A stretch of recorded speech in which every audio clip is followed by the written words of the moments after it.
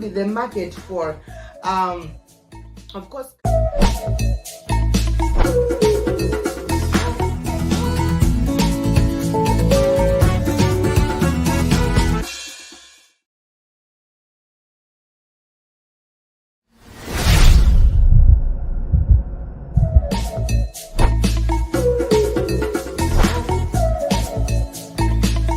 So now this had killed the market for, of course.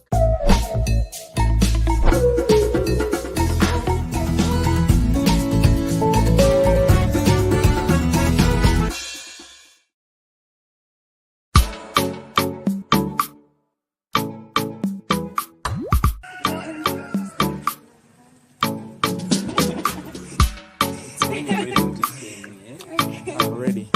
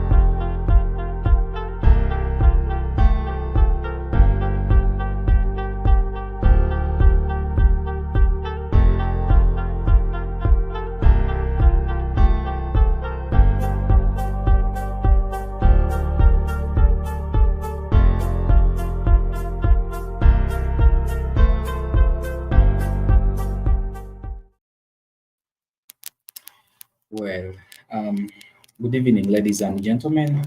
Watching me here on Black Network. My name is INNOSSETU, together with my colleague African Maria. Yeah, today is a Monday, and of course, today is 9th of September.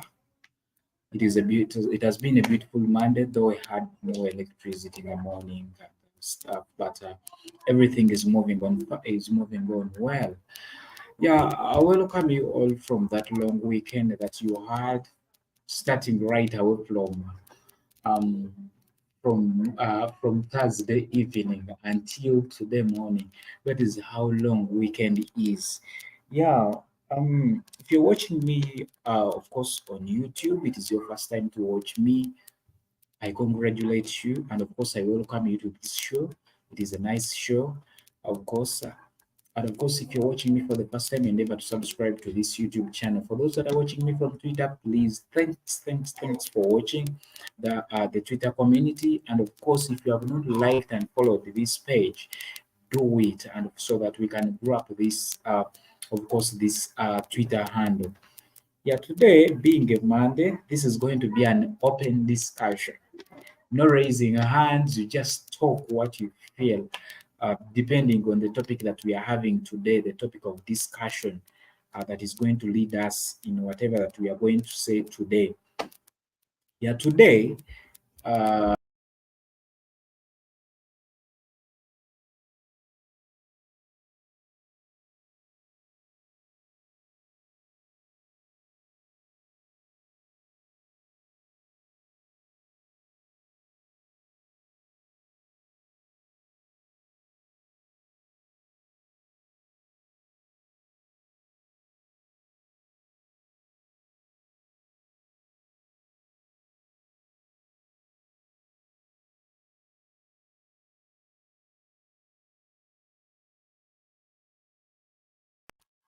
So our topic today is, of course, what's preventing African Americans from going to Africa.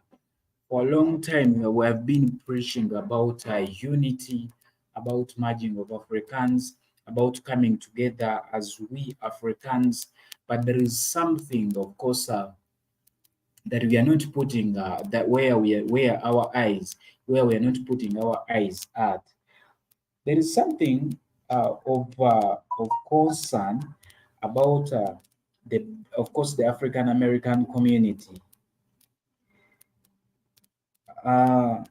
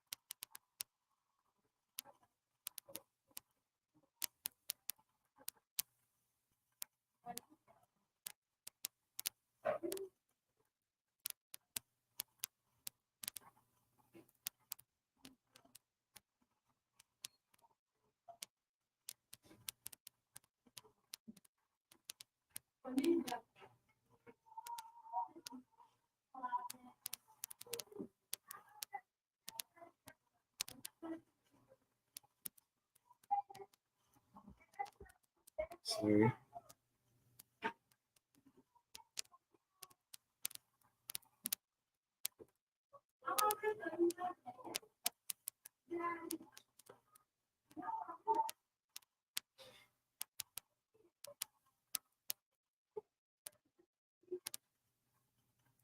Sorry, guys. I'm sorry, guys, for that. I'm trying to rectify something small here.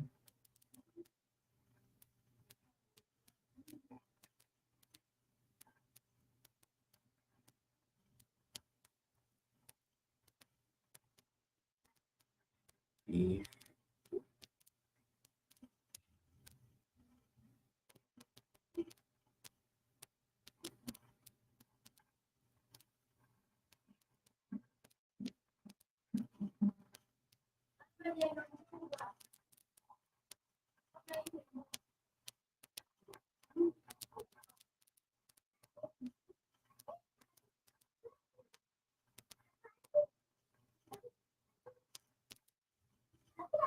So, sorry, guys, for that.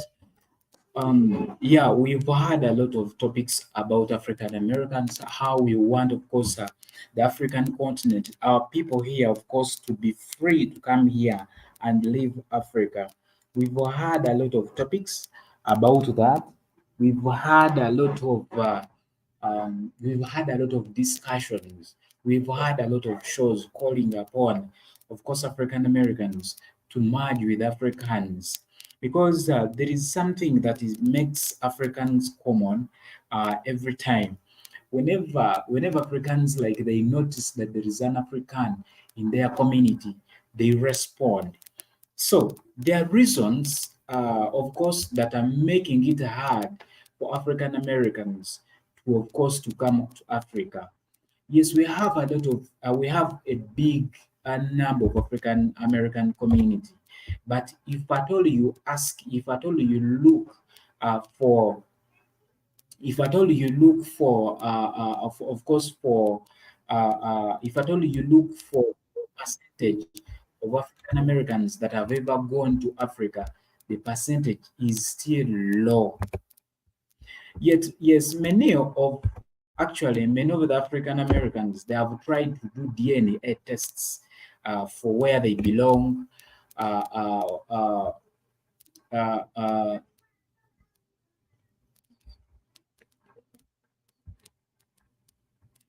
we've seen, of course, different African Americans coming out to, of course, to do DNA about their real home countries. But we've also had a percentage of African Americans who have never traveled to the continent. I don't know whether they are aware, whether African continent is there. I don't know, because actually some African Americans, they don't even, some of them, they don't recognize themselves as Africans. Despite of them very many whites coming to the continent, despite of very many Bazungus coming here to the continent, we have not seen numbers of African Americans traveling and coming to Africa. There are reasons, there are a lot of reasons, of course, that are making it, of course, possible for these people not to travel to Africa. Some of these reasons are their political reasons, some of them their economic reasons, and some of them their social reasons. Politically, very many who are, of course, African Americans, they have that belief, or they actually they believe that Africa is not a safe area. Very many of them, I think Africa, of course, uh, Africa is not a safe area.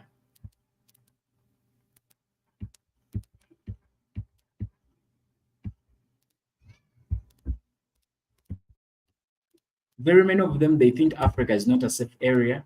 Very many, of course, African Americans, they think their life, of course, can't survive. It is very hard for them to survive here in Africa.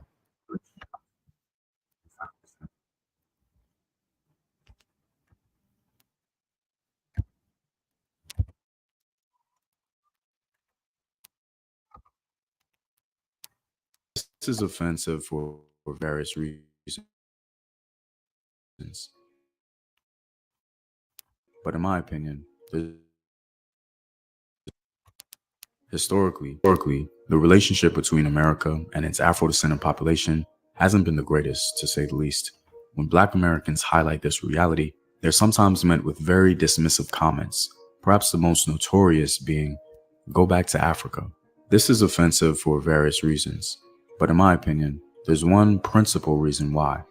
Let's talk about it.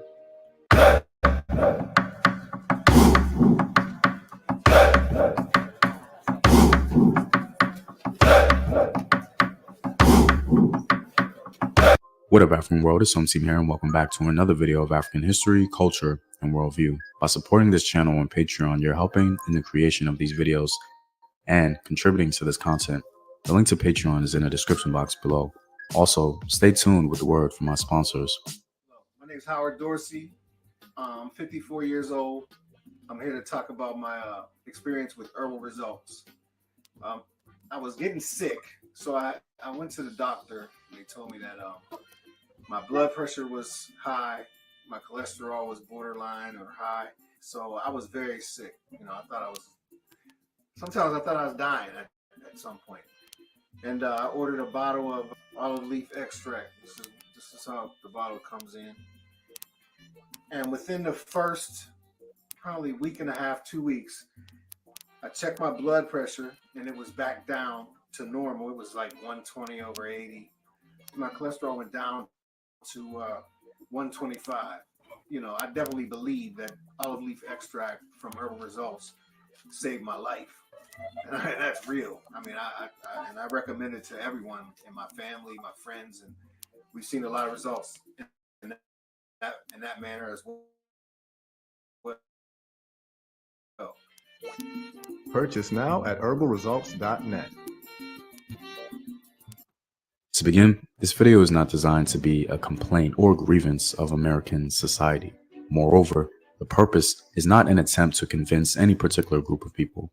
The video is simply setting the record straight, if you will, concerning Black America's contributions, highlighting an often neglected perspective of critical American historical facts, especially in light of the recent celebration of Memorial Day, the upcoming celebration of Juneteenth, and the 4th of July. Admittedly, I haven't heard anyone as of late say, go back to Africa. However, throughout my earlier years, it seemed more of a common theme. Even as a child, I thought it was the most ridiculous thing anyone could say given the assumption of genuine dialogue. The question I had was, why would Black Americans go back to Africa when so much was contributed and so much was built on American soil by said group? I think Dr. Claude Anderson puts it best. Ironically, no other racial or ethnic group in America has demonstrated the long-term patriotism of Blacks. Blacks are the only non-white people to have fought in defense of America in every military conflict since the country's beginning. Blacks have fought in armed conflicts against the mother countries of most of the ethnic immigrants now in America. An official website by the US government echoes Dr. Claude Anderson's sentiments. Black service members have fought in every single American conflict. The U.S. Army History Office estimates around 5,000 warriors in the American Revolution were Black. These men served in the artillery, the infantry, as laborers, and even musicians. Perhaps the most important war America has ever fought was the one for its very existence, the American Revolutionary War. Though Black men's participation was both voluntary and involuntary, their motivation was centered around the same advertised American values, freedom and liberty. The American Revolution has been heralded throughout U.S. history as a momentous event, an era when oppressed colonists freed themselves from the bonds of England's tyranny and gained their independence once and for all. For people of African descent, however, the response to American independence was always more complex. For them, it was an era in which the contradiction and hypocrisy of slavery was exposed, but in the end, slavery still emerged victorious throughout most of the nation. Even so, African American men fought valiantly in the war in hopes that their loyalty would earn them freedom and equality. This one-of-a-kind institution is a reminder to all of us that in Africa we have the means to solve our problems. We need to take urgency in doing so. Even if we ignore the fact that the enslavement of African peoples boosted the speed in which America became a powerhouse, Black American men in particular contributed to the very founding of America. I'm reminded of two Black Americans in the Revolutionary War, Prince Whipple and the American hero Salem Poor. Documented for the world to see, Prince Whipple may have been illustrated here for the world to see. Ironically, George Washington decreed that Black men could not participate in the Revolutionary War. However, in practice, the rule was relaxed. Despite his directive, Washington conveniently ignored the color of his warriors. The general had issued the first directive on November 11, 1775, and here on Christmas night of 1776, Prince Whipple was crossing the Delaware with his chief. In pursuit of liberty and freedom, Black Americans fought with the British as well. At the very least, this accounts for the varying levels of agency afforded to Black men. Hello, GB Jabba. How are you today? And how has been your weekend? Let me hope you're doing good, GB Jabba. I'm also fine. I'm also doing fine and fine and fine and fine. I'm doing fine, GB Jabba. By the way, in a special way, GB Jabba, I would like to thank you again for your contribution for me to have a phone. I'm glad and I'm very happy. I think actually I sent you a message on WhatsApp, and that is my, of course, that is my WhatsApp number. I sent you a message. Maria sent me your number, GB Jabba. I sent you a message on WhatsApp, so that is my WhatsApp number. That is my new WhatsApp number.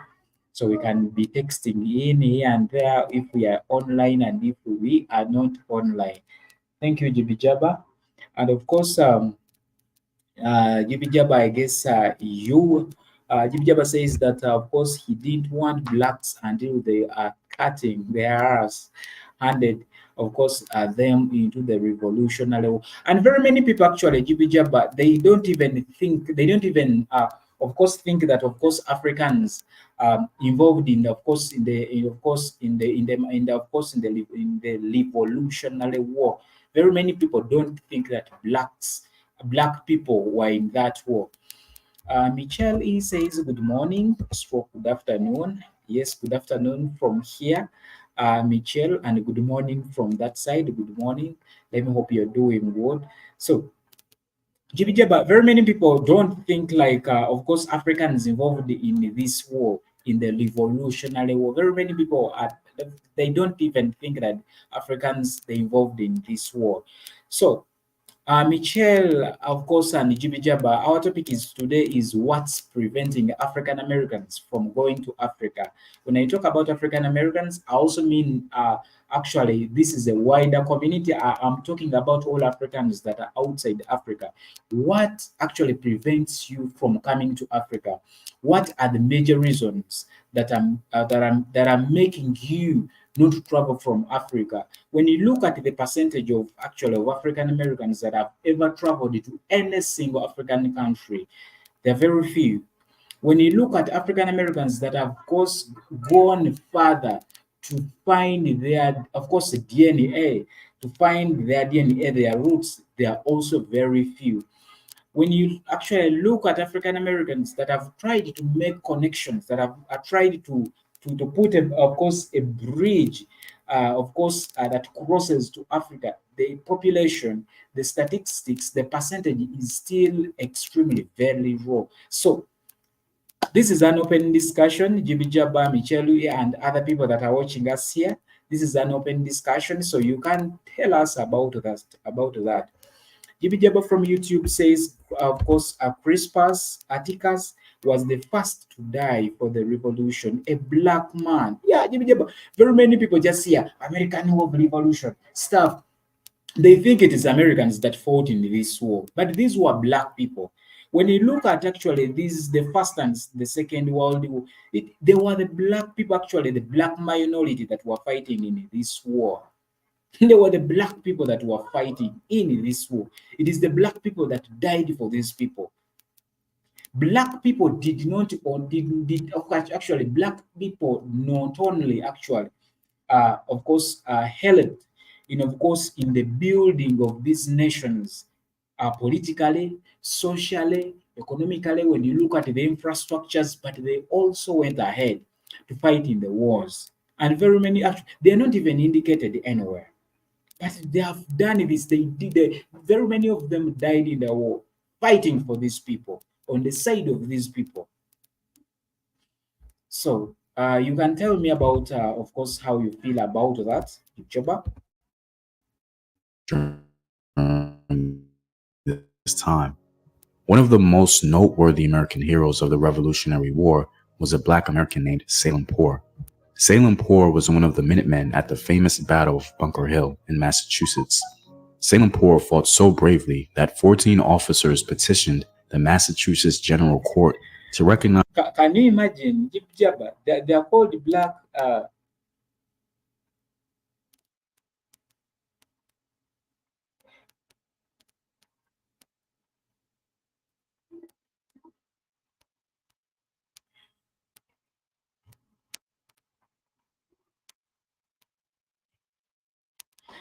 So they call them black Germans just after they are fighting for them.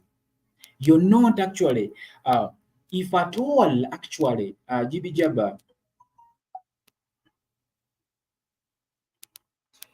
because Jibijaba, if at all Jibijaba, of course, if at all Black Americans did not make any contribution to America, actually, even at this time, you wouldn't be called Black Americans. It is after you fight for that. It is after you fight for it and you called it that. Now they called them Black Germans because they were fighting for them. The French, for you to get citizenship of course, in France, you have to work for it as a black person. Jibijaba, the other time we were here talking about the guy who saved the kid. He was given, of course, The guy was given immediate citizenship. Immediate citizenship. Without buying citizenship, the guy became a French person. A French person, of course, a French, of course, a black French, immediately. Because for we blacks, we have to struggle for these people so that we can be called the so-called French, we can be called the black Americans, we can call it the black British, African British, African English stuff, so that we can be called African American. We have to fight for it. Jibijaba says, you're right. We have been bamboozled. Mike is off your bow 100%. Michelle E says that many blacks still believe that Africa is uncivilized. My auntie, who is in her 90s now, thanks white people for bringing us here and civilizing us. Michelle E, that is right. That is true. That is true. That is true, Michelle E. You find living alone your auntie. You find a lot of Africans within Africa who praise the coming of religion, who praise the coming of missionaries here. Actually, who praise the coming of whites here. Actually, very many people in Africa, living alone even your side, very many people in Africa, they say that if there were not Bazungus coming here to Africa, we wouldn't achieve anything here. We wouldn't achieve anything here. But if it is the same, of course, mindset within very many blacks, it might be true. Though, when you look at generations, when you look at the current generations, however, history repeats itself, and we have seen a lot of people reading harder, actually, a lot of people understanding how slavery was. Very many people are understanding, of course, estimating the number of people that were taken away from Africa coming to Europe and the Americas, of course, to do slavery. But when you look at the current generation today, Michelle E., the current generation that we are having in the US, the generation that we are having in the UK and other countries, born in the UK, he has spent 50 years in the UK. Most of these people have not traveled to Africa, and most of these people, they don't know their history. They don't know what is happening in Africa.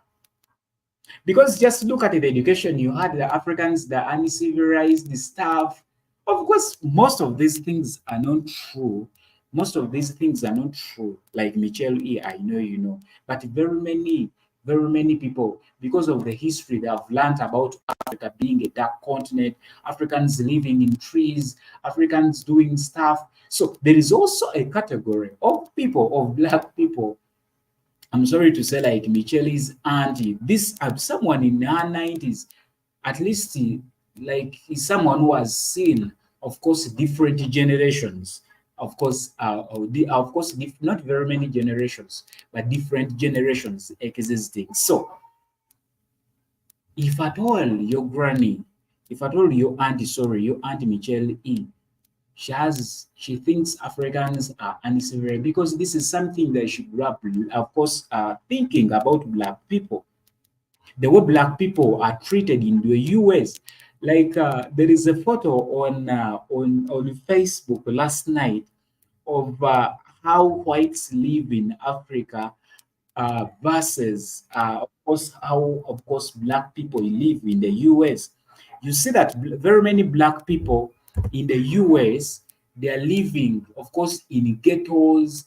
Black people in the US, they are living, of course, in areas that, of course, that are unconditioned to human life.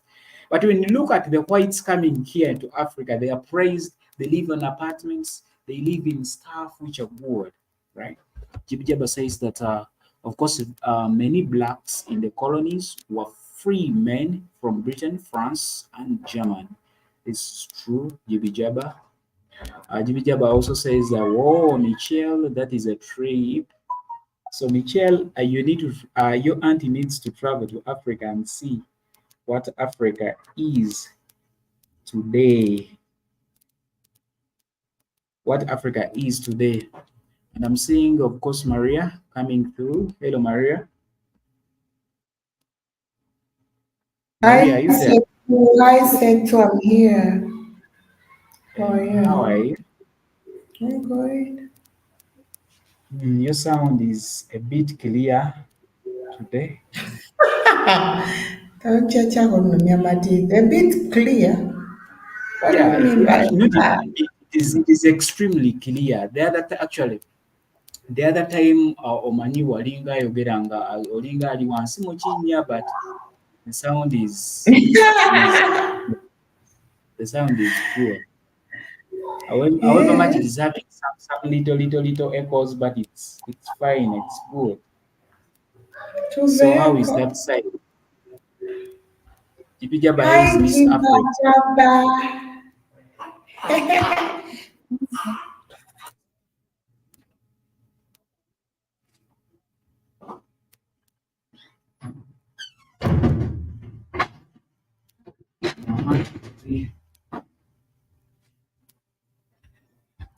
So, of course, you found us here talking about, of course, what's preventing African Americans from going to Africa, Maria. So, what is your say on that? Suppose I got some for one. Tukyali mu kavuyo buuza bamututi ddamu Anyanukule wemba gwembuuziza.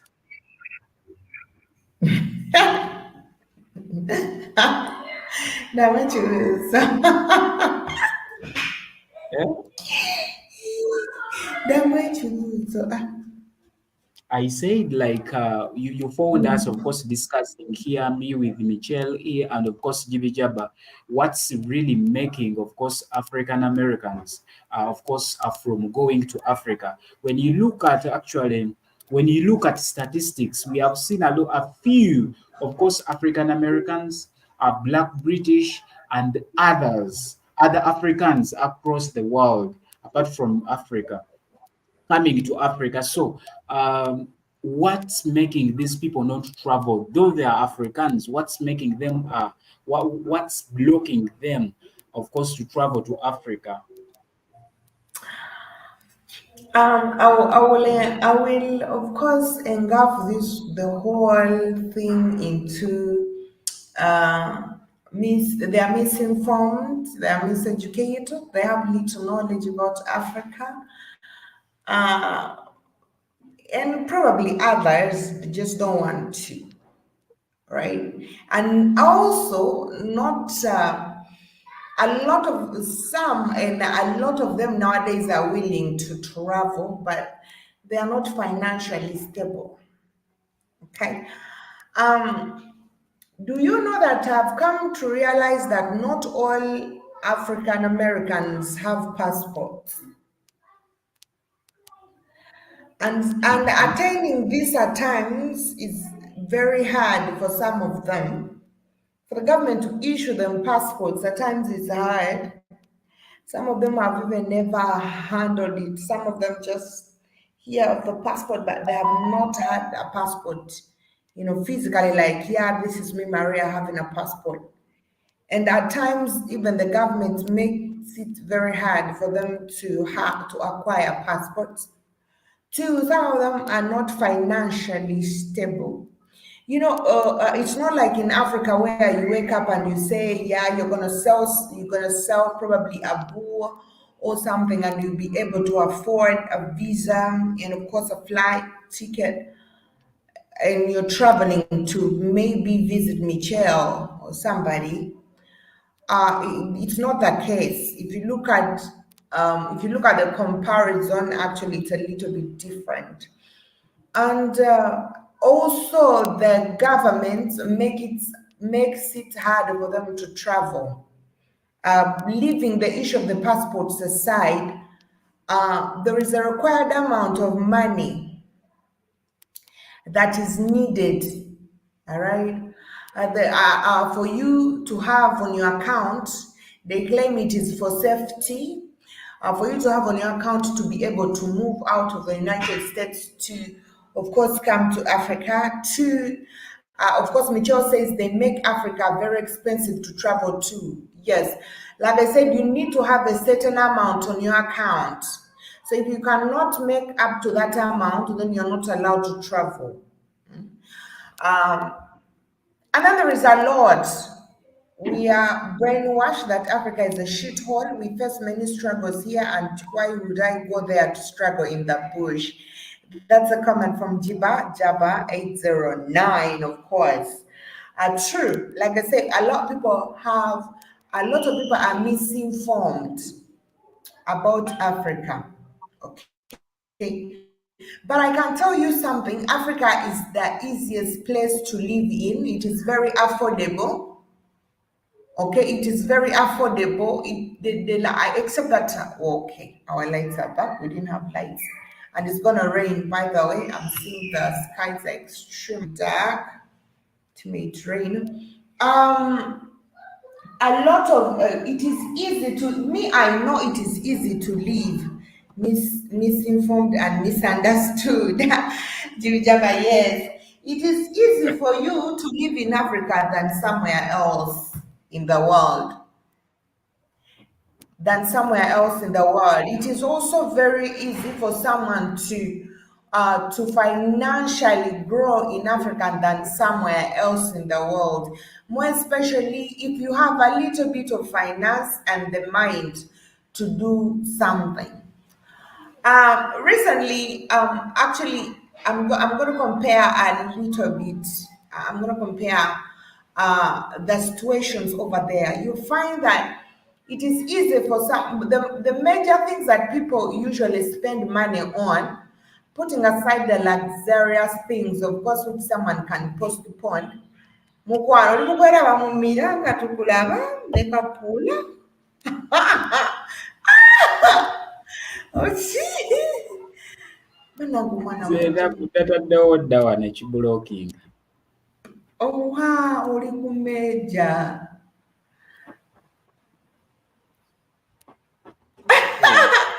Jibi jaba tanakulaba jiba jaba. So there is always yeah, but then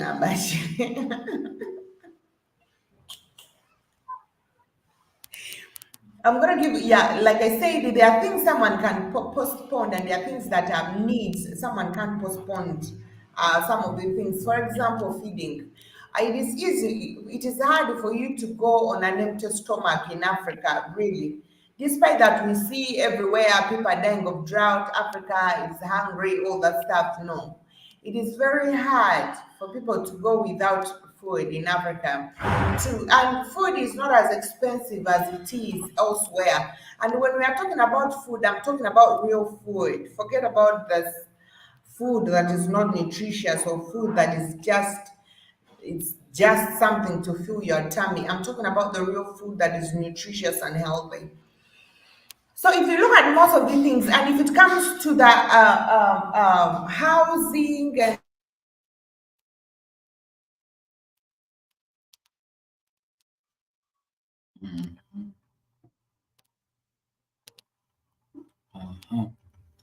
Maria. So, and by the way, GBJ. So a lot, you can say that there is a lot. If at all you need a place where to rest your mind, forget about the politics and all that. Of course, the political disabilities are everywhere in the world. All right. But if you're looking, first of all, if you're looking for a place for you to rest your mind, if you're looking at a place as an African American, if you're looking for a place that you're gonna fit in and probably and have a peace of mind, Africa is one of the places you would have that, where you're not going to be segregated or stuff. Yeah, I've seen a lot of African Americans on different interviews, like, yeah, we are segregated stuff. It depends where you're going now. It depends where you're going. You cannot be going into bars where there are 99% of prostitutes, women selling their bodies or their PUSSY, and you think they are not interested in your money. At times, me, I look at these interviews and I'm like, well, yeah, I'm lucky that I'm not the interviewer, because I will be questioning you. you cannot go in places where you're going, you cannot go in places or bars or whatever, where there are people who are looking for money from men or women, and then you start complaining of their reactions towards you. That means you've gone to a wrong place. All right. um and a lot of people have, or a lot of people make this mistake. Really, you want to come down to Africa from, of course, America. You want to come down, and there are people you want to associate yourself with. Why are you coming to Africa when you want to live an American standard or an American lifestyle? Why didn't you decide to enjoy that? Like, you've seen beaches, fine. Yeah, you can go to beaches, it's cool. You're gonna go to clubs, fine. People do enjoy. You can do that, but it shouldn't be the major reason why you're coming down here to go to clubs. First of all, there are fancy clubs the other side, I guess, more than here. So I think most of the African Americans come here for wrong reasons, I'll repeat that, and they go back complaining. Okay, and they go back complaining because we have got categories of people, and they associate with others differently. All right, you cannot associate yourself with money-minded people, with whores and others, and then you expect to get results from you expect to get results that you have gotten from a different kind of person entirely. All right, so we have also had those kind of people who have come to Africa and complain, even if when you're black, the moment someone hears your accent and all that, yeah, and all that scaring stuff. And then at the end of the day, it's gonna be shit for you. I don't really I don't really believe in a lot of those stories. At times, me, I think those people go to wrong places. um we have seen a lot. I've seen a South African woman here, in Uganda. Actually, I didn't even know South Africans travel to other African countries. And I have a peace because of the way they behave, but I'm not going to say all South Africans. But I've seen a South African woman here, unless she tells you she's a South African. And of course, INNOSSETU has also studied with some children and some South African children in her school. And it's hard for you to tell that this person is a South African, because until you try to behave like you are not, all right, until you try to behave like you're not. This is when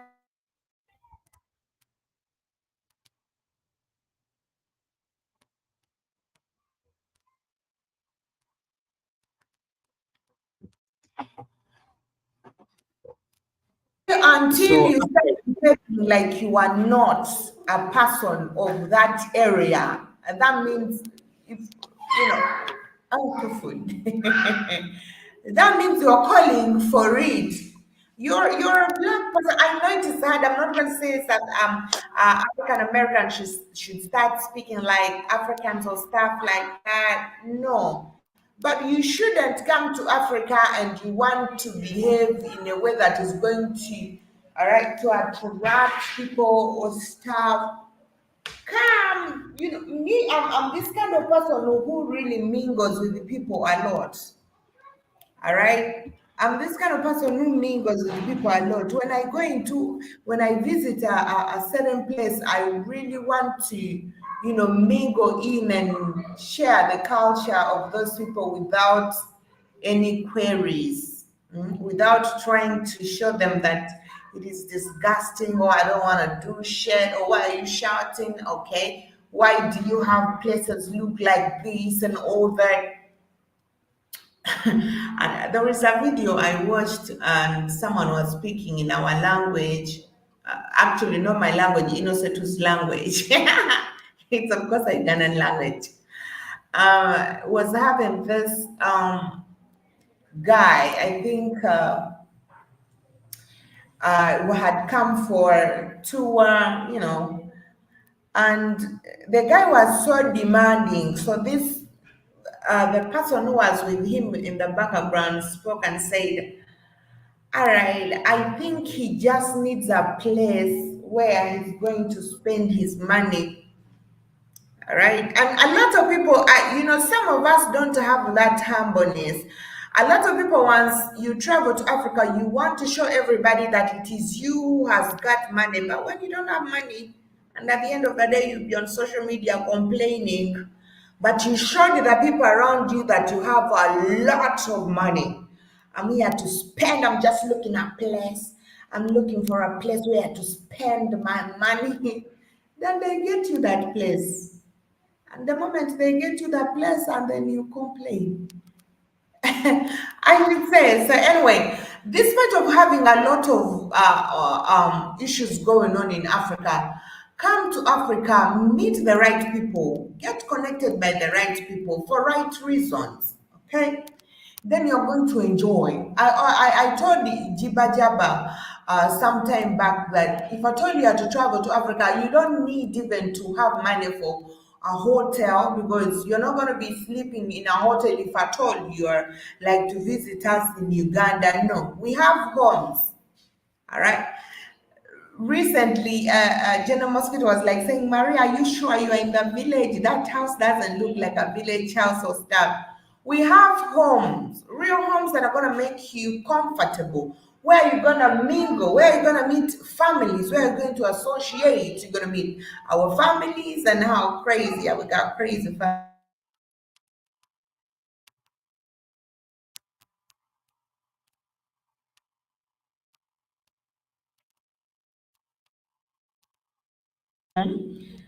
Where you're gonna meet people, mingle, you are not going to eat anything you don't want. Don't be afraid of eating cockroaches. But you're gonna mingle. That is how it should be. As an African American, I think you would love to come down to Africa to understand the lifestyle. Leave alone the 5, 6 star hotels. Calm down. All right. Get to understand, why are you coming? You want to sleep in a 5 star place. Why? What's the difference between your house, between the hotels over there, and then if at all you want to live that luxurious life?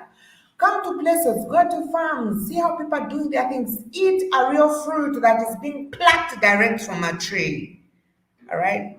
Go eat real food. See if I'm going to eat a real banana. See how a yellow banana can get ripened from a plantation, from its plantation. Pluck it when it's ripe, peel it and eat it.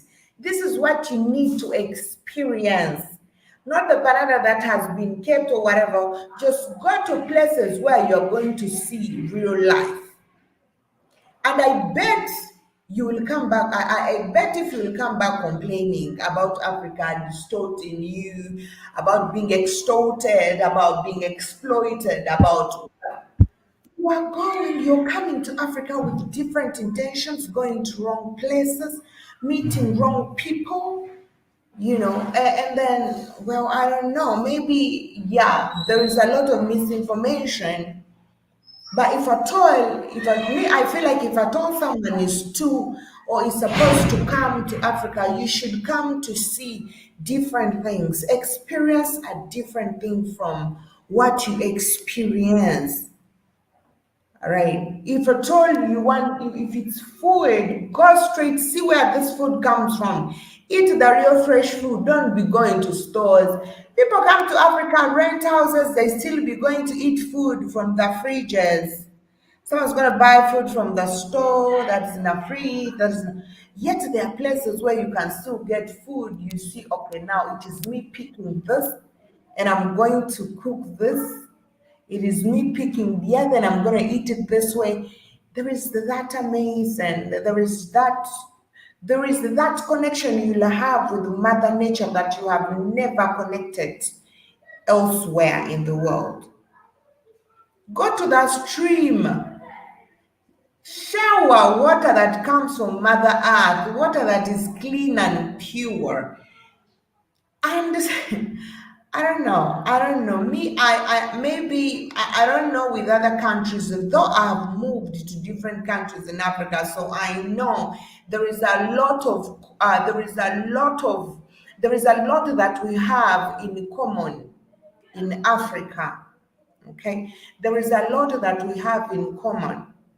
So most of people are even afraid. Okay, we're gonna have we're gonna contract diseases from Africa. You are not a Mzungu. Usually when Bazungus come here, they even start shivering.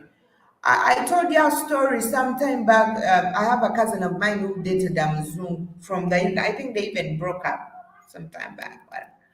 And this woman came down and she was, Bazungus and their characters. She wants to adapt Ugandan children. I don't know who told them you're coming. Whatever. She came down, she wants to adapt. And when she came, everyone was scattered all over the place. I only learned of this woman actually when I was called my auntie, yeah, Maria, come over, you guys, you gotta cook for this Muzungu and stuff. She wants to eat Ugandan food and all that. So when I reached the place was filled with commotion. I don't know why, but like everyone, yeah, after 2 days, the Muzungu, I think, got malaria. They just took her on an ambulance up to the airport and she was taken back to UK. Huh?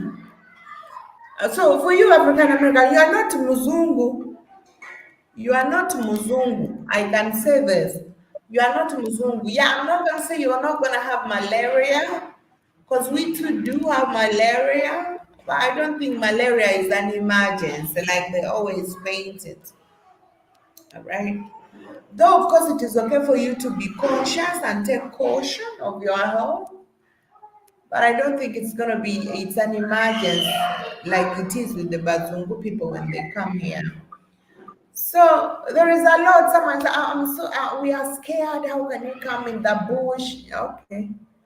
How we're going to be living in the bushes? But we see even some people living in some bushes in Texas and elsewhere, and they are fine. Then most people live in this side, the cowboys, the black, even some African Americans in Texas. Some of them live in like farmlands and stuff like that.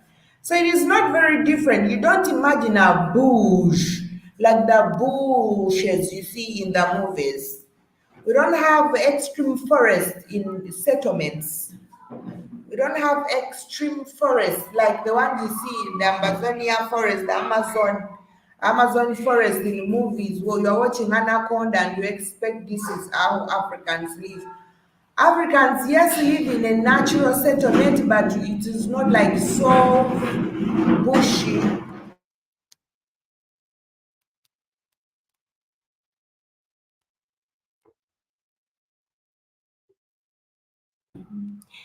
So, yeah, INNOSSETU, okay, now.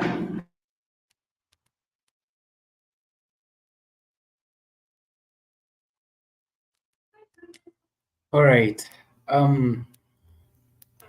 By the way, going back, of course, to some of course, what Maria has been talking about. I've not seen, apart from South Africa, and I don't know how South Africans actually treat, of course, African Americans in South Africa, but I've not seen very many, of course, I've not seen very many. I've not seen very many, of course, Africans. Let me say, I've not seen Ugandans segregating African Americans, and I've not seen Ugandans, of course, segregating other races in of course, in Uganda. I've not seen. Like I was saying, I used to study with the South Africans in the school. Of course, actually, in high school where I was, we studied with we studied with the Sudanese, Kenyans, Tanzanians, Rwandese, very many of them. Of course, and today I see Ugandan schools. I see schools actually here in Uganda. where you see very many Ugandans, of course, are studying with the Indians, and they're mixing very well. You see, they're mixing very well. The equations are balancing very well. They're studying, they're mixing, no fighting, no segregation, whether for you, you're Randi, whether for you, you're South Africans, we don't want you here. And I've not seen, of course, Ugandans or Africans, I've not seen Africans directly, of course, segregating of course, African Americans. First of all, it is very hard for them. I'm sorry to say this, but it is very hard for people to differentiate between, of course, African Americans and, of course, and Africans.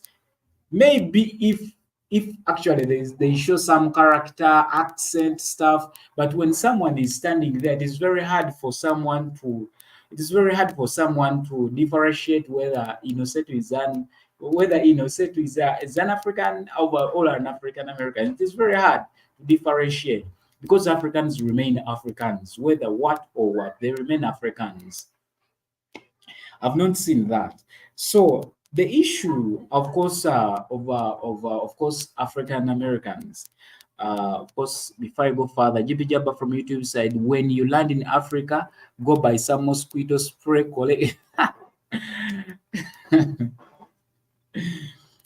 You go with a mosquito spray, but not all areas have mosquitoes.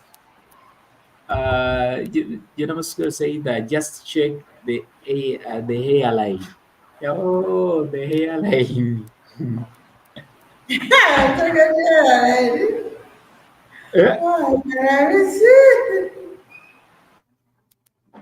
But don't you see, like Maria, it is very hard to differentiate African Americans and Americans. You never say easy, just check the hairline.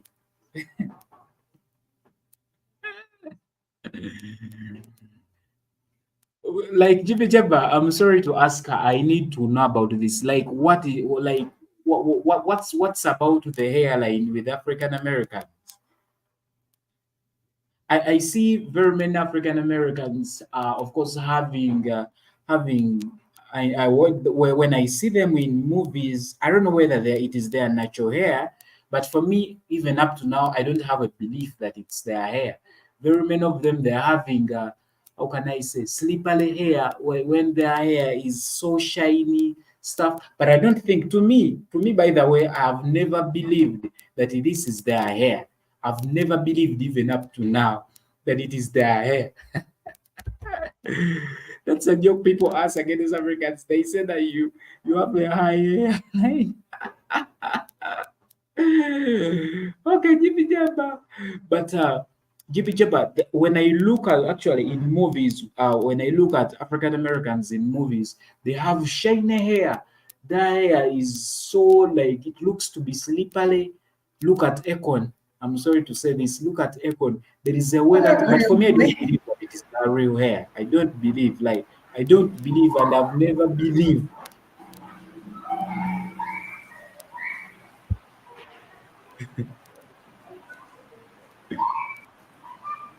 Maria. So, Jibi Jeba, like I want you to clarify this. You make me know, you make me understand, you put sense in me. Like, what is it about? What is it about those African Americans I look at in movies having that shiny hair, the hair that looks to be very slippery. Actually, let me Google that hair that looks to be very slippery. What's about? What is it all about?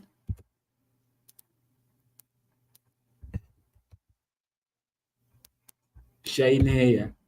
That's a good one. Like, is it natural? Like, is it natural, or they put in certain, of course, jellies, certain chemicals in the hair so that it looks like that? It looks shiny. It looks like. And I've seen here in Africa, I've seen Rwandan women having that kind of hair. I normally see with African Americans. I normally look at it with African Americans, most especially the men. When you look at women in Rwanda, they have that hair. Black folks don't want, of course, dry, crispy hair. naye Rwanda simanyi mbadde manyi bakola wetubu. I don't know much about hair types and stuff, but when you look at, you just look at black. No, just look at Econ.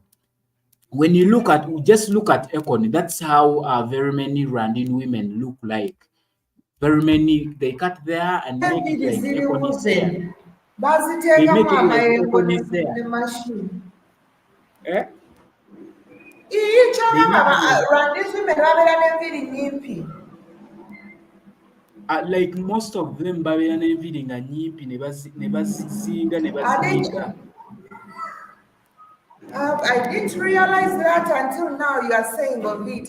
But I usually see most of these women, they trim their hair and there is something they do. They call it wet look.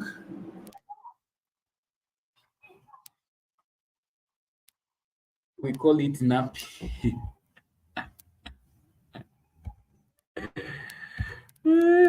But until of course someone of course realizes and look at that hair, most of the African Americans, most especially the men, of course have that hair. Most of them, if I told someone doesn't have a bald head, most of them they have. If I told someone doesn't have afro, actually even most of them have afro. If I told someone doesn't have afro, it is very hard. It is very hard for someone to of course to differentiate between this one is an African American or this one is a Uganda. DB Jabba says it's refreshing to hear you not tied to your hair like many of us.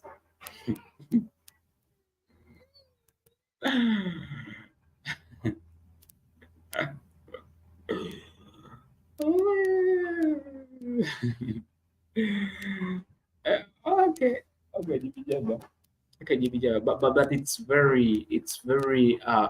very hard to differentiate, and it is very hard to see people segregate, like to see people segregate, like, oh, we don't want this one. It is very hard because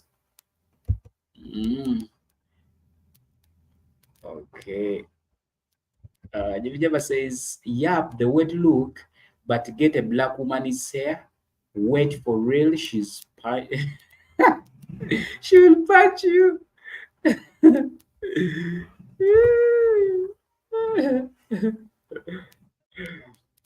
uh, Michelle E says that I wear afro.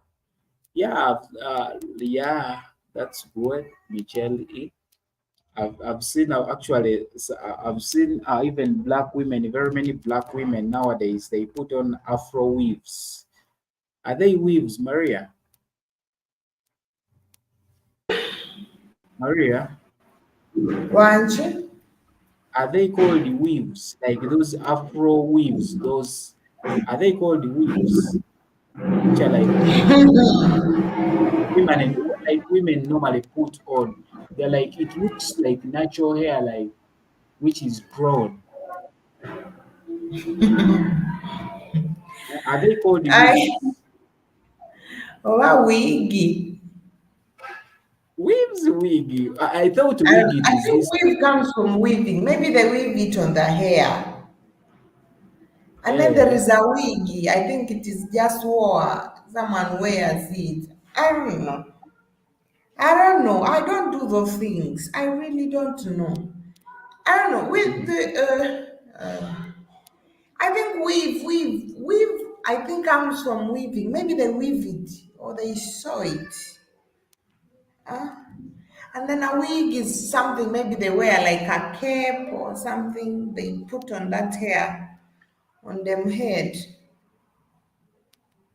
I think, yeah. Michelle E says that my hair I wear in afro palms are dangerous. GB Jabba continues to say, no weave is dead. No weave is dead Indian hair tied into your red hair. Eh, that means weave is that one they weave it on your well, on your hair. Eh, Yeah, yeah. And the wig, you just wiggy on your head. You wig.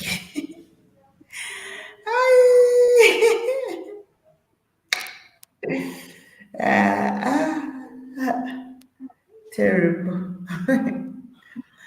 My eyes are afro palms are dangerous. Yeah, I see some people, but some people cut their hair short, never take a mobile with palm load singer.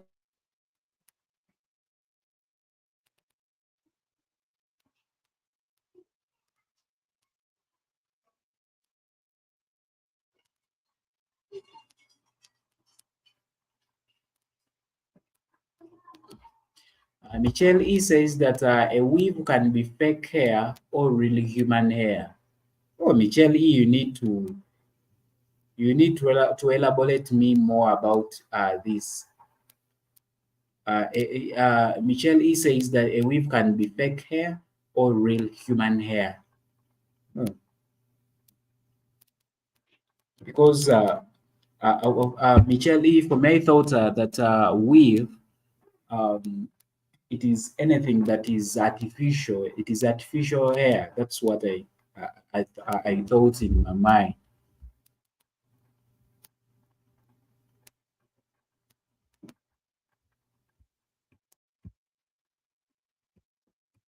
Let me try to do the earpiece.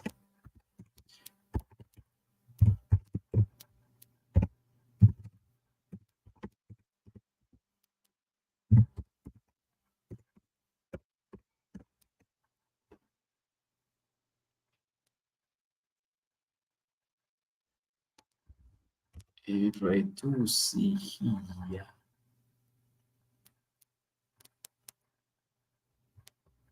Let me try and see here. Hey, that's true. Michelle, it is very true. Google says that yes. Yeah, Google says yes, weaves can be made from weaves can. This is what Google says about that, Michelle E. Google says yes, weaves can be made from natural hair. There are two main types of weaves: natural human hair weaves or synthetic, of course, hair weaves. Natural hair weaves are made from real human hair, of course, which makes them look and feel more natural. They can be styled, colored, and of course treated just like your own hair. This type of weave tends to be more expensive than synthetic options, but offers a more authentic appearance and versatility. They also say that synthetic hair weaves, on the other hand, are made of artificial fibers. They are generally more affordable and come in a wide range of colors and styles, but they do not always look as natural, and of course, and can't be styled with heat tools or dried. Those are the synthetic weaves. I don't know whether this is what you meant, of course, Michelle E. Michelle E, of course, says that they attach the hair artificial to a person's real hair for length. Hey, hey, hey, hey.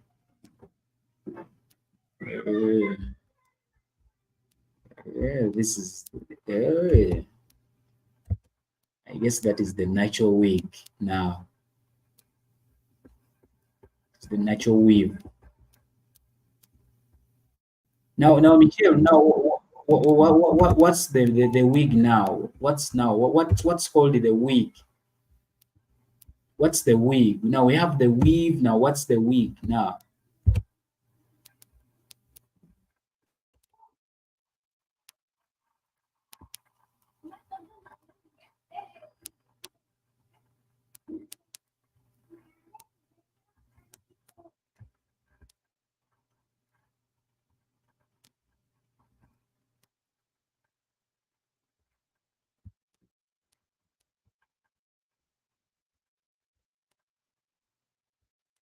So, so actually, you can, of course, whoever that is watching us here, you can continue to, of course, to give, of course, your view about, of course, the reasons that are making, of course, African American non travel to Africa. What's of course making everything to go by the way? What's making of course very many people of course to avoid Africa for a long time? Is it because of they don't understand, of course, what's happening in Africa? They still have the mindset of Africa is full of trees, is full of bushes. Africa is ever in wars. What's making it, of course, to be, of course, what's making it very hard? Of course, however much we have seen a lot of, we have seen a few of course, the African Americans struggling to go to Africa. And there is also another issue where I've seen GB Jabba said that some blogs will pay 800 USD for hair helmet, wig, or weave. Michelle E says that many black women wear weaves and get perms because they believe their natural hair is unattractive to black men. True. True. True. True. True. And actually, there are a lot of things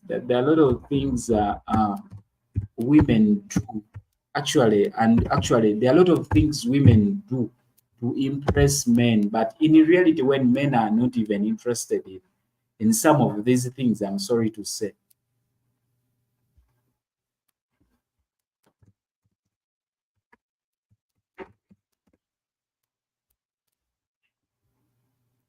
Setting up hair on a waves and cows, then treating in a chemical so that they stay lasts for several months. Okay. Many black women wear weaves and get perms because they believe their natural hair is unattractive to men. A weave means woven into a person's hair. Oh, how about a wig? How about a wig? Is a wig a short form of weave? You understand what I'm saying? Put it aside, I'll get a jala chain collar. obuuza naawe oyagala kwambala wiiki. Sina byakwogera, jala ennuma. Enjala ekuleke, enjala ekuleke, nsiira kyakolera mbuyi, nina okuwatibya kuleeta. Jala ennuma. Funayo kw'olya, funayo kw'ogaayagaaya. Obwongo bwange tebulowooza.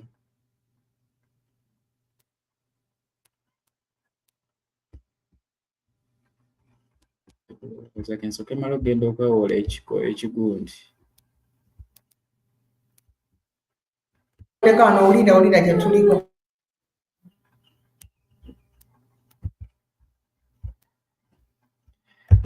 Michelle E says that African blacks grew up with the standard of beauty being, of course, white people. Yeah, true. That's why very many people, of course, they desire to be white people. Whatever their designs, a lot of black people actually they are ignoring, of course, African designs for white designs. People are not even proud. People don't have that confidence for, of course, for designs that we have here, like for African designs and stuff. They don't have the confidence. Rather, it is the Bazungu confidence that they have. If there is something trending, a new fashion trending, very many of them they'll go in to buy that style. Jibijaba says no, a wig is one until that is removed at night. Weave has to be underdone in the process. A wig is a hair already attached, and you put it on your head like a hat. Oh, I've seen those stuffs. They are like head socks. Bubange bisoko kati maze okufuna. By the way, I've got a difference between a wig and a weave. If it is a weave, it is woven on your head.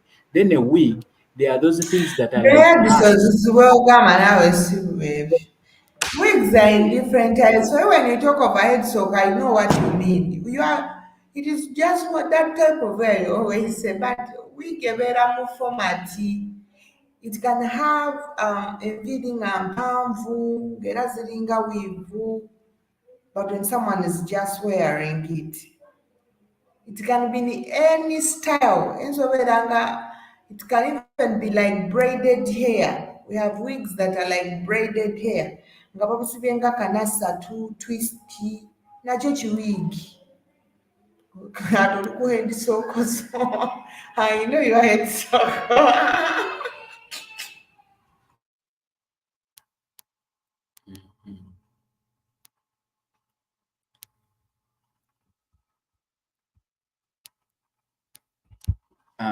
Okay, Jibijaba says we are programmed that the long hair are like a horse mane, and of course a tail is the standard of beauty.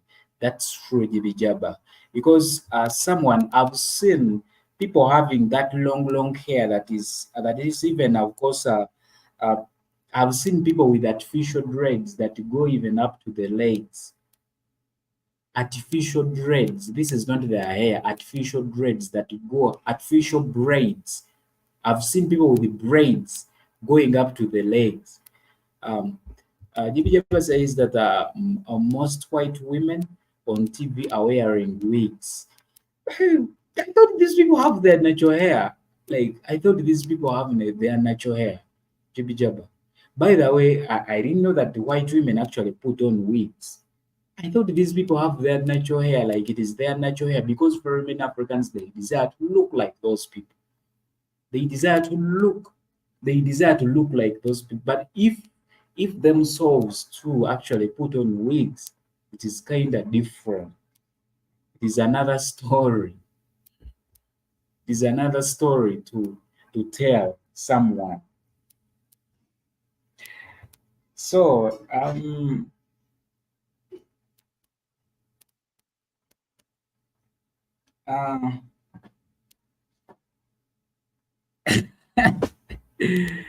if you ever say INNOSSETU, it's not their hair. Those people keep on putting on stuff. I thought it is their hair. I thought it is their hair. I thought it is their hair. I thought it is their hair. Actually, even in movies,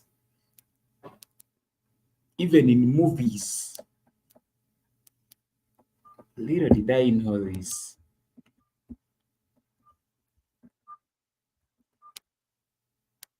So, GB Jabba, of course, in your own opinion, of course, what's creating, of course, social distance between, of course, Africans, of course, at the continent, of course, in Africa, and the African diaspora, or African Americans, or Black British, or of course, all the French Africans in France, or the Russian Africans, wherever Africans are, what's creating this social distance between these people?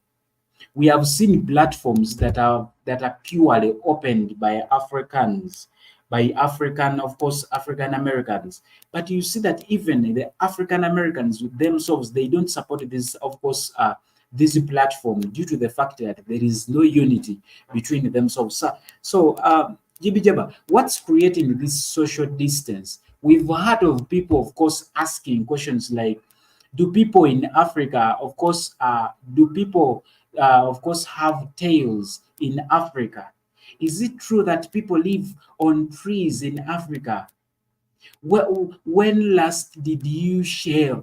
Like INNOSSETU, when last did you shave? Like, people still have that mind. That is the social distance that I'm talking about, Jibijaba. What's creating that within Africans? At least for the Bazungus, it could be, of course, excusable. We would excuse the Bazungus because they know what they are planning, because they know what they are doing.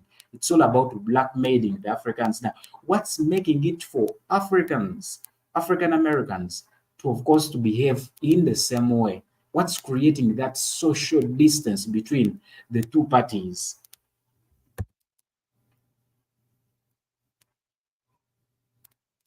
I'm yet to hear from you, GB Jabba. What's creating that social distance between, of course, the two, of course, parties between the Africans and the African, of course, the Africans at the continent. We have seen a lot of African Americans, of course, going to Ghana. Actually, very many African Americans desire to go to Ghana. We have seen African Americans going to Nigeria, most especially the women, because of the men, of course, because of the Nigerian men stuff and the history they have about Nigerian men, and a lot of them going to Ghana, not to other parts of Africa. It's not that the entire Africa is unstable, as very many of actually may think of. It's not that African people they live in trees, as very many may think of that. It's not like Africans they are uncivilized, as very many people may think, as very many African Americans may think about that. So what's making really this, of course, this social distance between the two parties?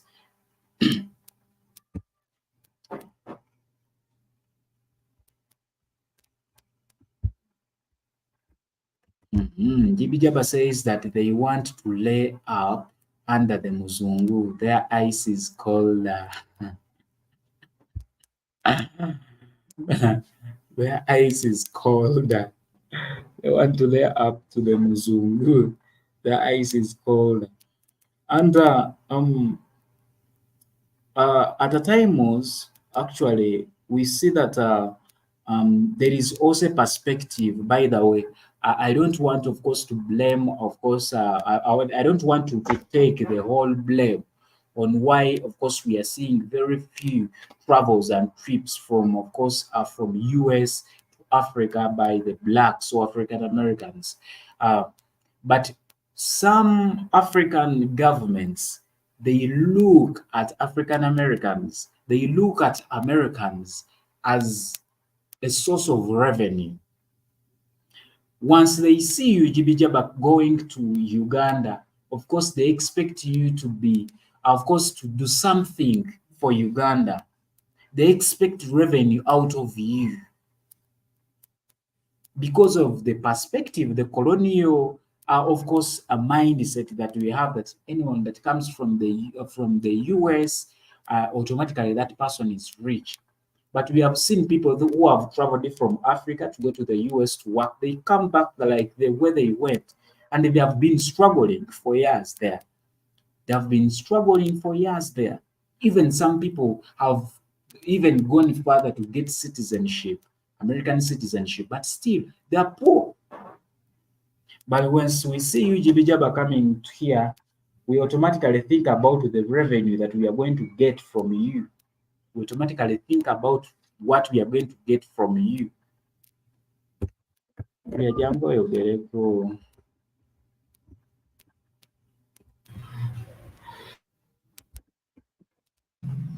Badde awo nga ndowooza ne ŋŋamba boyi.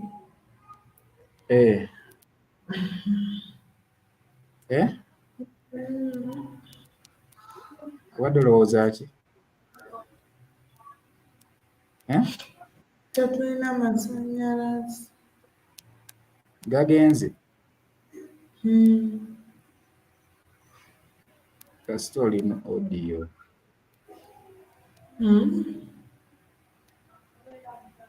Kati ogenda kulya ki? Wagenze ne weesala obukomando bwa 15 gulamba. Olyanga agenda okusambuka. Nedda nzongedde ku tipi. Twala eri wanywedde caayi nga tonnagenda. Lwaki oggyeko gundi eno? Semba neyasigala eri. Nkugyeko. Bireke. Sibitegedde nzolooza nina ne bennyize naawe. Jibijaba says, Setu, why is your hair so shiny? Jibijaba.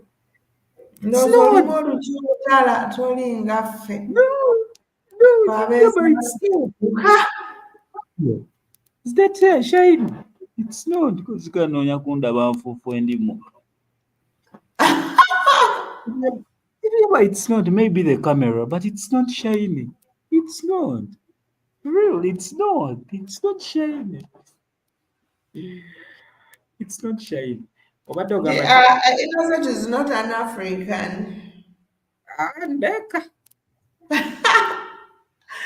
As I said, shady. I'm a pure African.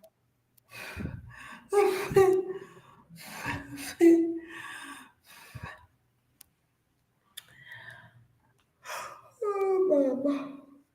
Amataga abaana gaweddewo. You say the good texture, bro. Not the. No, Jibba was joking. I knew. I knew he was. Mbwina texture embi nnungi. Hey. Biri eki.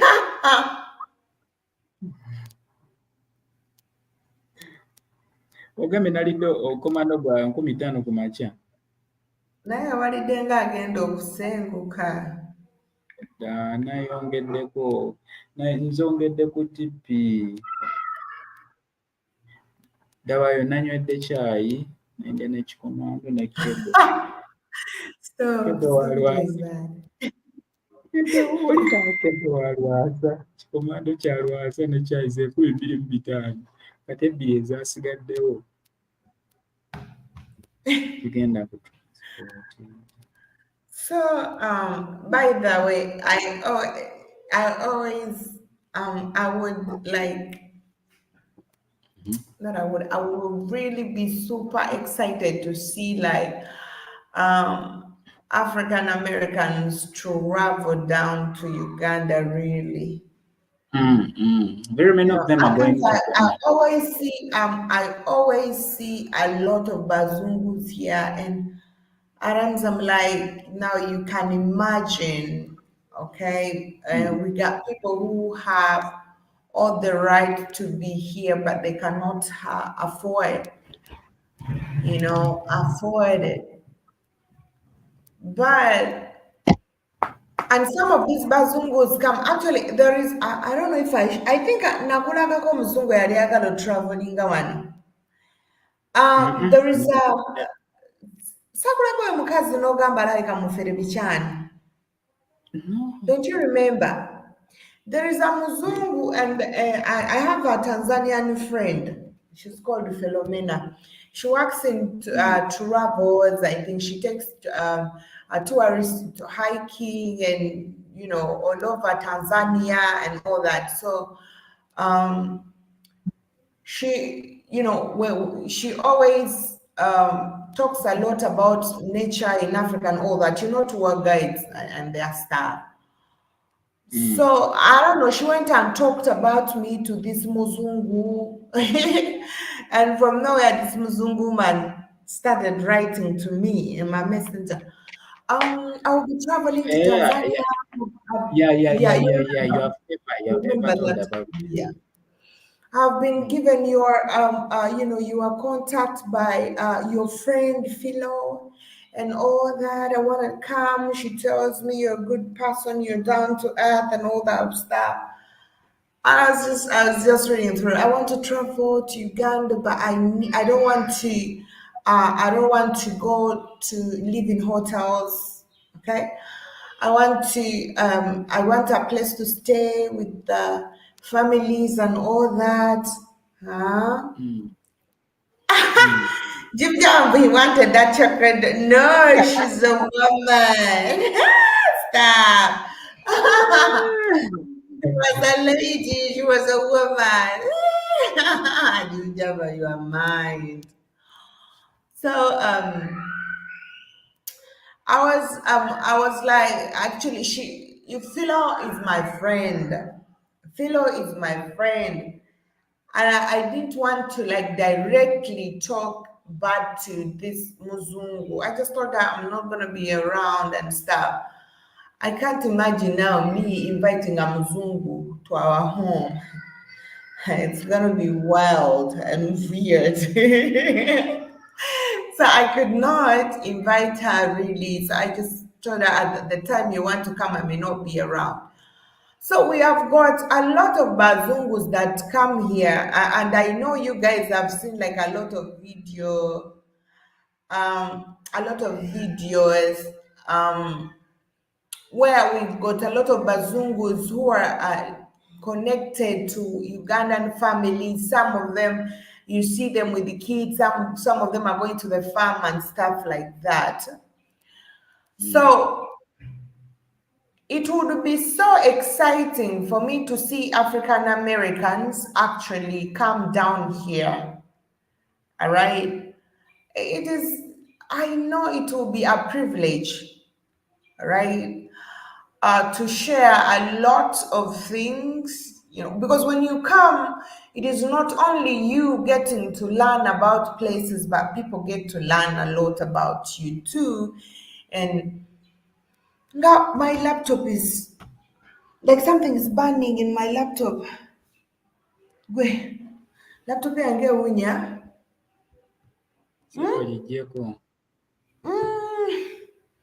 It's gonna burn.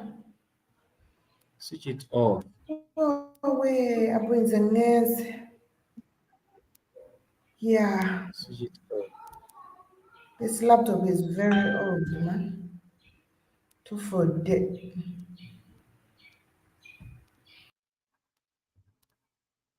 Switch it off if it is burning. Maybe there is something happening with it.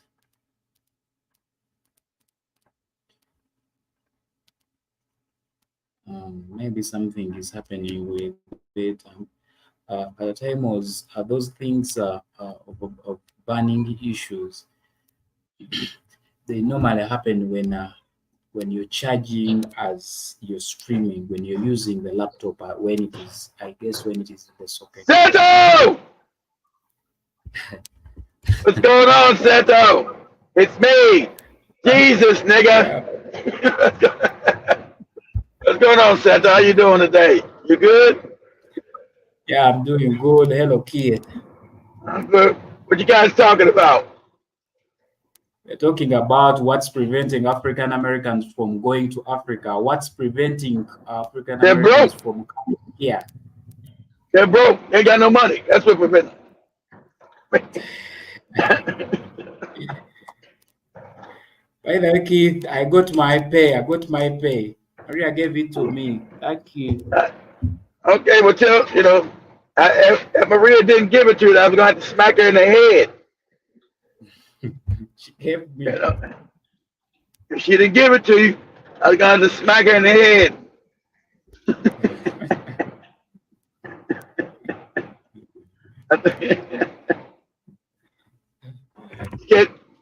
You get that money? Huh? Sorry? Go ahead. I was asking, lack of finances. Is it the only reason why that is preventing African Americans from coming to Africa? Well, probably so, and also that they're scared.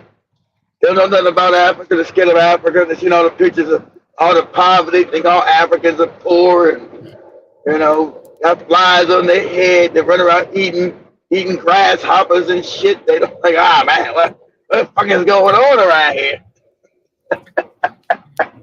So now, yeah, a lot of it is living in Africa is very expensive. It's not cheap, and most Americans don't have a lot of money, and so since they have the connections, that's why I created a connection to have people go over there. It's easy for them to go over because remember they go over there, they don't know nobody. So it's the fear of not knowing anybody, Seto, fear of not knowing anyone, and it's the fear of not having enough money as well. They still have the finance. We live hand to mouth here, just like in Africa. Remember, Europeans put us all in poverty. So it's that same situation of poverty that that African Americans go through the same as Africans on the continent. So it's the same thing. So it's just that's all. It's the not being familiar And so it's the non-familiar. I can't even get the word out. Not being familiar and the financing. So if they had the financing, they're more familiar. See, most African Americans don't know shit about Africa. Check this out. So a couple months ago, I was somewhere. I got on the phone with Joby, and Joby was in her apartment, right? There was another young black guy next to me. He's like 27, 28. And so Joby was setting up the TV set, her big screen TV and everything else in there. And he's like, wow, you live in an apartment? She was like, what? In his mind, he didn't know that there were apartments set though. He didn't know that there were apartments set though. And he didn't know that there were apartments in Africa. Right? He didn't know that. He's like, wow, you got apartments in Africa? Yeah. Yeah, we got apartments in Africa. So he didn't understand that Africa had apartments. You know, he really believed that Africans never had apartments. I'm like, where do you think they live at? They got houses and apartments like every place else. But in his mind, he really believed that that Africans didn't live in apartments. It's like, wow, it's crazy. So it's the ignorance. You know, I mean, where would you think they would live at if they didn't live in apartments? Where the fuck would they live at? You know, is that kind of craziness? You know, they've been indoctrinated with so much propaganda set though. They think Africans live in trees or huts or crazy shit. So him seeing Joby walk around her apartment, he said, wow, they got apartments in Africa? Of course, Joby got mad. She got mad about it. Don't get mad. You can't get mad about him. He don't know shit. He's stupid. You can't get mad at him not knowing shit. He's a moron. Can't get mad about that. He grew up in America, doesn't know anything. You can't, what do you mean? He don't know we got apartments and shit in Africa? I said, actually, Joby, no, he doesn't know. That's why he's all shocked. You know. So don't get upset. He was raised in ignorance. So it's the ignorance, Seto. So it's the ignorance with everything else as well. You know, that causes all these problems because the white man is not going to educate you about Africa, Seto. It's not in his benefit. It's not in his benefit to educate you about Africa. So that's what happens. There's no interest, right? Until you develop the interest, have people want to go back and see. And now you got a big movement now that most of the Africans don't want to say the Americans, they want to say the Indians now. They're now Indians. They're all now American Indians and shit. Anything to be not African. Now all these motherfuckers are on TikTok and we're Indians. Indian. So everybody's a fucking American Indian set.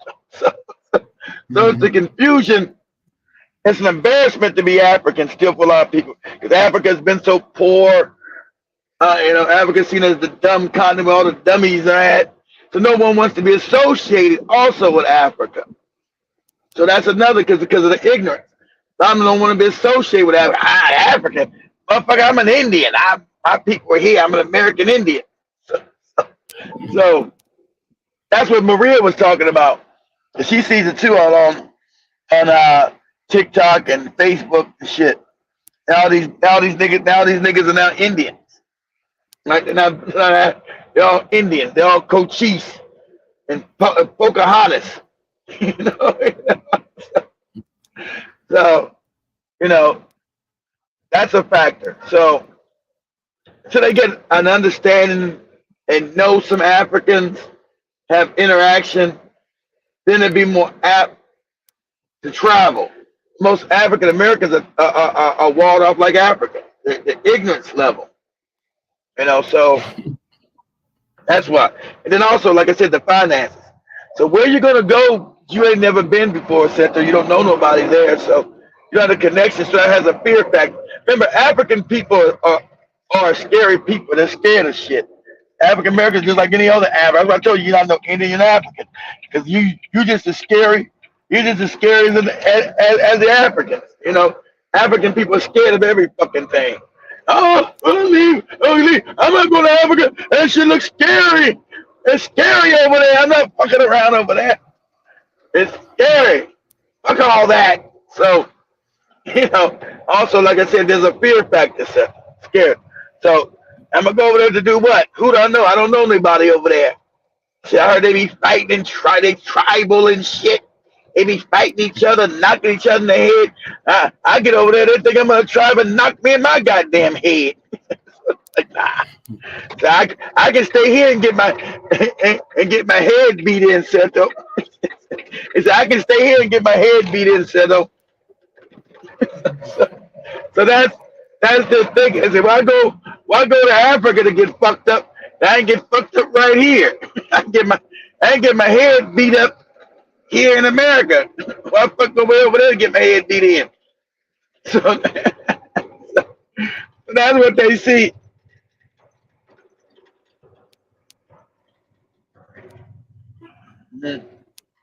So it's just the ignorance sector. You got to get to know somebody.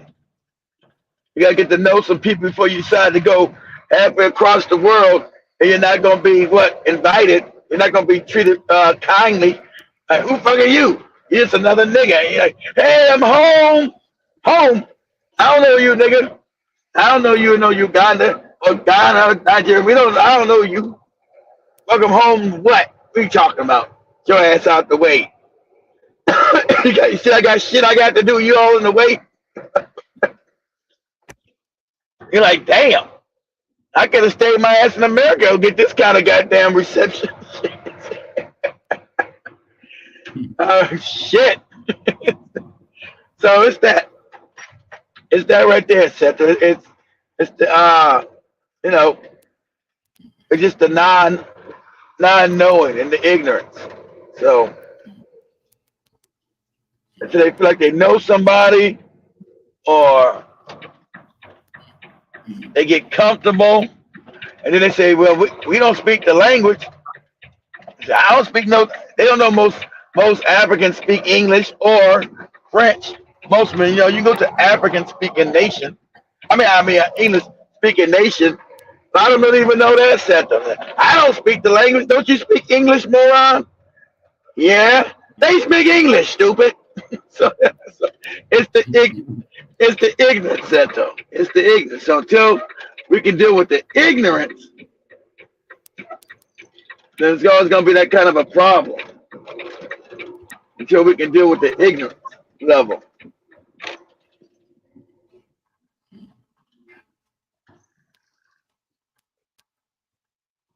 And that's, you know, that becomes our major problem is the ignorance. So ignorance and finances, but mostly finances. You know, it's expensive to go to Africa. For most people, said the flight is almost like the flight is $1,000, right?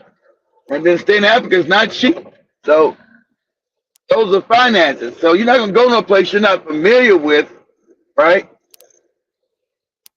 Unless you know somebody. Like, hey, I ain't going over there. I don't know them people. They don't know me. So that becomes a problem.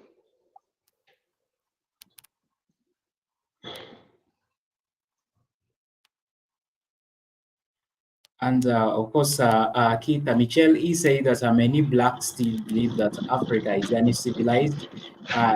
She said that my aunt, who is in her 90s, now thanks the white people for bringing, of course, us here and civilizing us. That exactly. Is Michelle's aunt. That's you. She's right. Because they don't believe it's civilized. They believe that they told them Africa was uncivil. You run around there butt naked, eating toads and shit. So they still believe that. Like I told you, Joby walk around her apartment like she's in an apartment. She got a big screen TV. What? He was all fucked up in the head. Joey lived in a regular apartment. I was like, Dad, what is it? Because Joey got mad and shit. What the fuck you think we live at? We think, why is he shocked? We got an apartment. I said, we shocked. That's what it is. He's shocked. So, I'm going to tell you what he thinks. He's shocked, He's shocked that you got a goddamn apartment. That's the ignorance he's under. And I'm shocked. She got an apartment, it's got a kitchen and a bathroom and shit like that. So like, Joey got, Joey talking, motherfucker, I live in a 3-bedroom apartment. What the fuck are you talking about?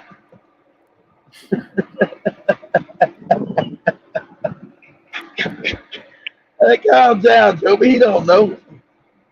Because the guy was like, dang, her apartment looks nice. I said, well, dang, it's supposed to be all fucked up.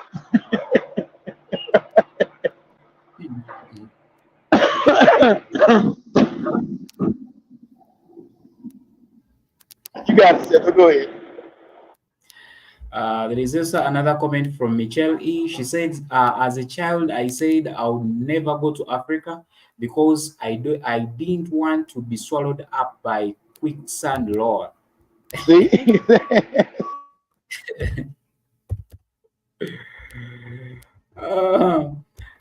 Didi Yaba says it's a Predanian. Of course, Michelle E says that in a movie of Romancing the Stone, they swallowed black. They showed, of course, black people swinging through the trees. I'm Blackfoot Indian. That is from Gidi Jabba. Tarzan is a crow. Is Africa. Jibaba says that we are taught Tarzan was the Lord of Africa. Crazy. But Negroes will pay a couple grand for a Caribbean vacation. Michelle E finally says that I have a Nigerian, Ghanaian, Mali, Cameroon, Benin, Togo, Senegalese, of course, DNA plus European. So, and actually, this, of course, has made, of course, or maybe the reason behind this, it's because actually very many, of course, very many African Americans that have not done DNA tests, very many of them still believe that they are whites in the US, and they are whites in a black face. They are whites. Very many think that they are whites. Maybe they think that they are whites. Because when you look at, of course, we talked about social distancing between Africans, of course, and African Americans. It is very rare to see a community. However, to a smaller extent, we have seen this. But it is very rare to see a community where you see Africans from Africa working together or living in communities where African Americans are. It is very hard. When you look at Africans from Africa, when they go to the US, you see them converging around their Africans, their own fellows who came from Africa. They don't normally mingle with these, of course, African Americans, because African Americans, they look at Africans as Africans. They don't have that connection with the European connection. They look at Africans as Africans, uncivilized, live in trees, Tarzan stuff. That is how we are looked up to. That also, of course, brings us to a conclusion why it is very hard for these people, of course, for African Americans to come to Africa, because of the perception they have against Africans, the perception they have towards Africans. And whenever we see actually there are certain things that of course people are transforming into. People are transforming Africans from being in trees, from being uncivilized, from being uneducated, from being ignorant to being scammers. Very many people look at Africans as scammers. So whenever you see like people, these people are not, of course, making conversations. These people are not mingling out with these people. They think Africans are scammers. I also I've read articles, very many articles on Facebook about that, how people are painting almost all Africans to be scammers. And these are black people in the US. These are African Americans, not even whites. But they are painting Africans to be scammers. So that also, of course, makes it hard for these people to have that belief, to have that confidence to travel. Besides the finances Keith talked about and the ignorance about the continent, or they still think that Africa is a dark continent. They still think Africa is a dark continent. People have traveled, people have read, of course, a lot. People have read a lot. People have read a lot. People have understood their history. There are a lot of media platforms where we see, of course, I normally watch a lot of actually African American platforms like YouTubers and even some shows and writers. I normally follow them on Twitter. I normally follow them on Twitter, but you see that there are very few, of course, African Americans, of course, supporting their fellows. How will they support Africans? If at all they are not supporting, of course, if at all they are not supporting their own, how will they support these Africans in Africa? How will they be, how will we have that connection as, of course, African American and of course Africans in Africa? Because of the perception, because of what we think, of course, Africans are in Africa. And stupidly enough, Africans, like, we don't care. I don't think we are so, of course, ignorant to that extent, but we don't care. Like, for example, here in Uganda, like, we don't care about everyone who comes in and who goes out, as long as you're black people. All over, they just honor white people here. They honor them. Like, if I told you you're black, we don't care. However much we've had countries here that segregate this group of people, but I've not seen, of course, I've not seen this spreading to very many African countries. I've not seen, I've not seen this spreading, this enmity. Now we hate you for what? Now we hate you for what? There is no reason why we do that. So, like Maria said, of course, we hope very many people to come here. We would love to see, of course, a lot of African Americans coming to Uganda, going to Kenya, going to Tanzania, but not refugees, not forcing people to come here like the British, of course, government, like the British are doing, taking people to of course Rwanda. We want people to come here peacefully, not forced to come here. We want people to come here peacefully, to come here, enjoy what is here, because Africa is for everyone. Like, Africa is for, apart from these oppressors that have their intentions to come here. And there is something I wanted to ask GB Jabba, like, when it comes to land in the US, and for all those people that are watching me, wherever you're watching me from, as long as you're not in Africa, like, how is it, like, what is the process of acquiring land in the US, for example, GB Jabba and Keith? Like, what, Michelle E, like, what is, like, isn't the process of acquiring land in the US so of course complicated? Like, what is the process of getting land? I think in Africa it is very easy for someone to get land. Like, to get land, to get your own land, you build your house there. It is the process is not too hard. I think, I guess the process might be hard that side, and for of course African American, it might even be worse than someone may think of. So Keith, Yeah. Keith, Yes, Keith, are you there? I'm here. I'm here, Seto. Can you hear me? Yeah. So I wanted to ask, like, isn't what is the process actually? How is the process of acquiring land in US? Is it complicated or No, no, it's pretty easy and straightforward. You it is find very easy? some land. Yeah, straightforward. You find some land for sale. You have the money. You call the person up, whether it be a bank or a private seller. If it's a bank, you go to the bank. If it's somebody private, you go talk to them. They carry the price of the land. You exchange the money. They give you the deed, the title to the land, and it's your land. As long as you have the money, straightforward. You know, it's not the kind of like land swindling you got in Africa. Everybody's swindling you for land. But this is, you can buy this land and they don't own the shit. Selling people's land and shit. So it's pretty straightforward. So what you do is after you get the title, you'll make sure you go down to the county of that area where you bought the land and make sure it's already, before you buy it, you go down and make sure it's for sale. That's just being smart. You will go down to the county clerk and get the information on the land, who owns it. So when you go buy it, you know that's the owner. So because in America everything's virtually documented, so it's not like in Africa where shit's like the wild wild west. You don't got documentation and shit's all crazy.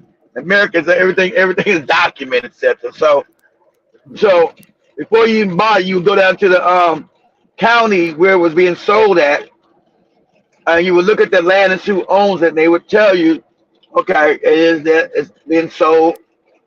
So you buy that land, that person would give you the deed, the title to the land.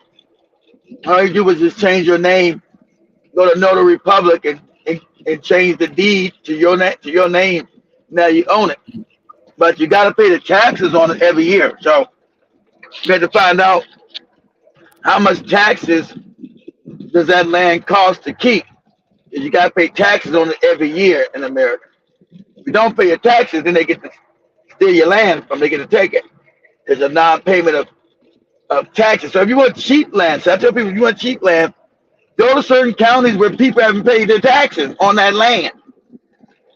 And you can tell them, hey, I'm not going to pay for your land because you own it outright. I'll pay for your taxes.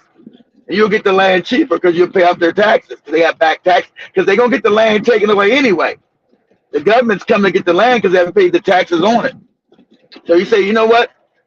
I'm going to pay. I want the land. I'm just going to pay your back taxes. And so a lot of people will accept that. And so it means you own the land. All you did was pay off the taxes.